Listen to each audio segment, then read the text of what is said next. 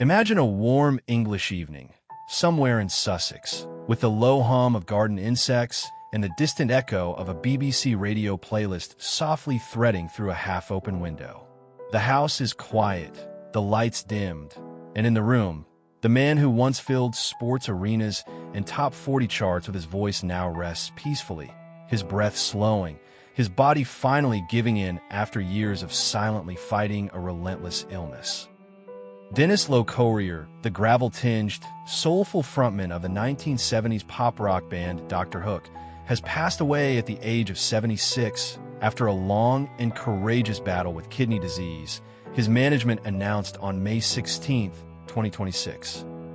He died peacefully, surrounded by the people who loved him most, ending a life that had been spent under the spotlight, on the road, and in the quiet corners of recording studios, where his voice turned everyday lyrics into anthems that still linger in the background of people's lives.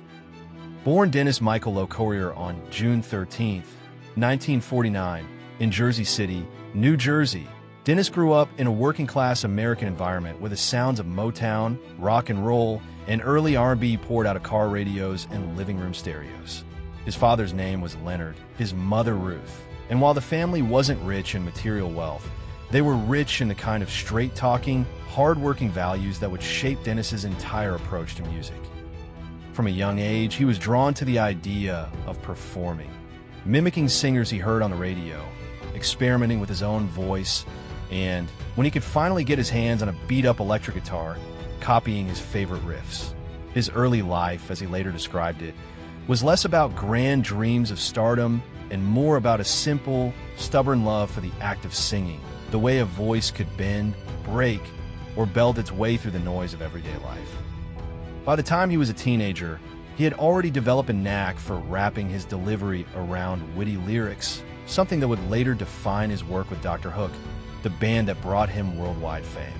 Dr. Hook, formerly known as Dr. Hook and the Medicine Show, began life in the early 1970s as a scrappy, theatrical outfit built around the songwriting of the legendary Shel Silverstein, whose children's books and country tales hid a razor-sharp sense of humor and a gift for storytelling.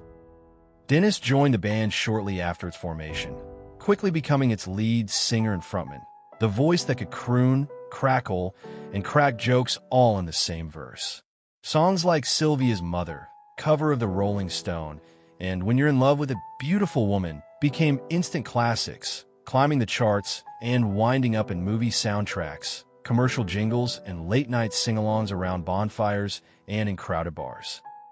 The band's music, on the surface, often felt light, playful, even cheeky, but beneath the surface there was a thread of pathos, a recognition of loneliness, longing, and the kind of quiet melancholy that only a weather-worn voice could deliver convincingly.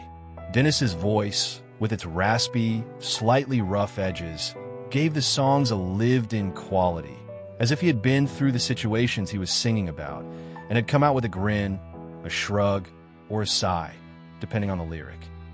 As the band rose to stardom, Dennis became the face of Dr. Hook, recognizable not just for his voice, but for his stage presence, relaxed, self-deprecating at times, but always in command.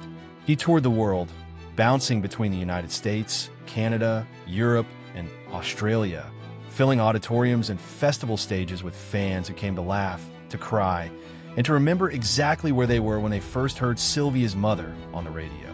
Offstage, his life was quieter, more grounded. He married Marianne, an early partner who stood by him through the rough years of touring, the late nights, the long drives between cities, and the constant pressure of being in the spotlight. Their union produced a son, Jesse James Locorriere, who would grow up to pursue his own artistic path, eventually following in his father's footsteps to some degree, working in the entertainment world and carving out a space for himself as a musician and actor. Over the years, Dennis's personal life became a quiet tapestry rather than a tabloid headline.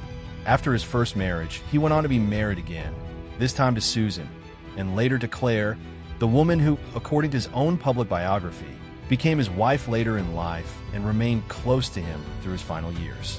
Details about his relationships have never been flaunted in the media. Instead, he has spoken about the importance of having someone who understood the demands of touring, who could ground him when the noise of the music industry threatened to overwhelm him. His children, especially his son Jesse, have occasionally appeared in the margins of his story, mentioned in biographies and fan-write UPS as part of the family circle that supported him, even as he spent months on the road, interpreting lyrics written by someone else while still making them feel like his own. Financially, Dennis's career spanned decades and multiple eras of the music industry, from the vinyl-driven 1970s through the cassette and CD boom, and into the streaming age, where his old hits still found new ears thanks to online playlists and streaming services. Estimates of his net worth commonly place him in the range of roughly $3 to $6 million, depending on how one adjusts for inflation and how one counts decades of touring, royalties, publishing income, and occasional acting roles, including appearances in German television series, such as Tatort, and other projects that leveraged his distinctive voice and stage presence. He never became a billionaire or a household name in the way some arena rock stars did, but he built a steady, dignified career, one that never relied on one hit, but on a catalog of songs that audiences kept returning to, often in the most personal moments of their lives: weddings, breakups, late-night drives, and quiet afternoons of reflection. Even after Dr. Hook's heyday, Dennis didn't vanish. He continued to tour, both with the band in later years and as a solo performer, taking his back catalog to audiences in the UK, Europe, and Australia, often appearing at classic rock festivals and nostalgia tours where his name still drew a crowd. In the 1990s and 2000s, he released solo albums like Out of the Dark, One of the Lucky Ones, and Post Cool, records that weren't as commercially explosive as his 1970s work, but that still showcased the same emotional honesty and quirky sensibility that had defined his early hits. His fans, many of whom had grown up with Dr. Hook, came to see his tours as reunion-style events, opportunities to relive their youth, to sing along to the same tunes they had danced to or made love to years ago. Around 2016, according to some biographical notes, he was still writing, recording, and touring, even as he navigated the health issues that would later define his final years. In 2006, he was diagnosed with Barrett's esophagus, a serious condition linked to chronic acid reflux, and this forced him to reassess his lifestyle, to slow down, and to prioritize his health.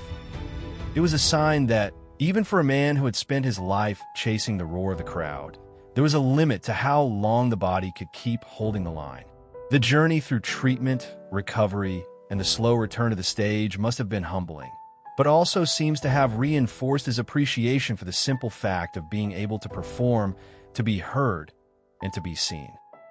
By the 2020s, kidney disease entered his life as a quiet, insidious enemy, something that didn't announce itself with a bang, but with a series of slow, accumulating symptoms: fatigue, discomfort, perhaps the kind of offstage malaise that fans never saw and critics never wrote about. Management statements later described his final illness as a long and courageous battle, a phrase that carries weight because it implies more than just weeks or months of suffering. It implies years of dialysis, or medication, or hospital stays, of trying to hold his body together while still honoring his commitments to fans, to his band, and to his own identity as a singer. In the age of the internet, there were likely glimpses of his life outside the illness. Interviews, concert clips, short videos in which he smiled, cracked jokes, and talked about his love for the music. But behind the camera, the reality must have been harder, a daily negotiation between the desire to keep performing and the knowledge that his body was no longer on the same schedule as his mind. When he passed away on May 16, 2026, it was with a quiet dignity that matched the overall tone of his career. He did not die on stage in a dramatic flourish, nor in the middle of a tour, but at home, surrounded by his loved ones, a detail that his management carefully emphasized in their public statement. The statements also mentioned his long and courageous battle with kidney disease, using words that leave little room for doubt. This was an illness that had shadowed him for years, a condition that he fought with the same low-key resilience that had defined his approach to everything from touring to fatherhood. In terms of lifestyle, Dennis lived a life that was neither as chaotic as some rock legends, nor as deliberately reclusive as certain older stars.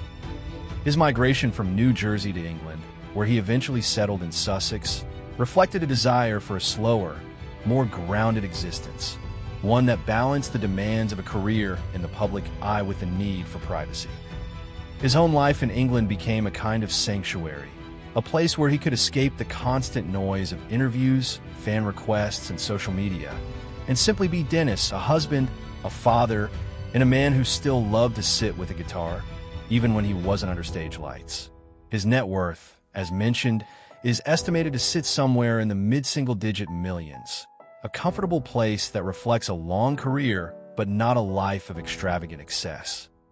His vehicles were practical, his wardrobe tailored to the stage more than to red carpets, and his indulgences modest. Good food, travel with family, the occasional acting gig, and the kind of creative freedom that comes with being a respected veteran in your field. His lifestyle, looked at as a whole, is one of continuity and quiet dedication. He never really stopped working, even as he grew older. The internet age brought him a DVD titled The Unique Voice of Dr. Hook, a kind of live retrospective that allowed a new generation of fans to see and hear him in the same way that audiences in 1970s arenas had once seen him, only now with a bit more gray in the hair and a bit more wisdom in the eyes. The DVD, various articles, and fan tributes paint a picture of a man who never lost his sense of humor, who could tell a joke about the absurdity of fame, and who could still, when a mood hit, belt out a lyric with the same conviction that had made him a star in the first place.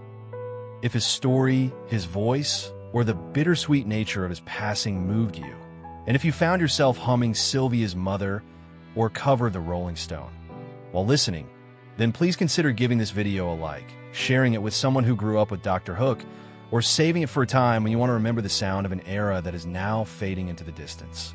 And if you want to stay connected to stories like this one, stories of singers, bands, and quiet giants of the music world, subscribe to the channel and turn on the notification bell so you never miss a new episode.